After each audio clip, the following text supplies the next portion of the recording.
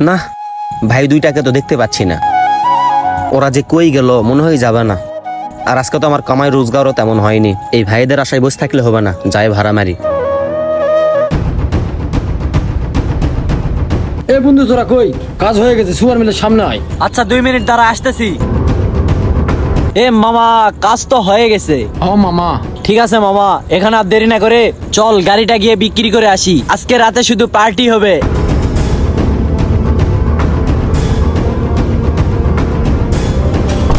আরে আমার রিক্সা কই?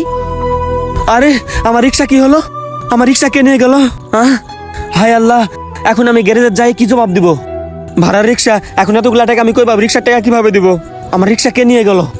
20 টাকার ভাড়া মারতে আসে, আমার 2 লাখ টাকার রিক্সাটা হারাইলাম। এখন আমার কি হবে? ভিডিওটা দেখে কি বুঝলেন? বাস্তবের সঙ্গে অনেকটাই মিল আছে। আমাদের দেশে প্রতিনিয়ত এরকমটা হয়েই যাচ্ছে। রিক্সা চালক ভাইদেরকে বোকা বানিয়ে অনেক বখাটে ছেলে বা ছিনতাইকারীরা এইভাবে তাদের কাছ থেকে রিক্সা চুরি করতেছে এবং ছিনিয়ে নিচ্ছে।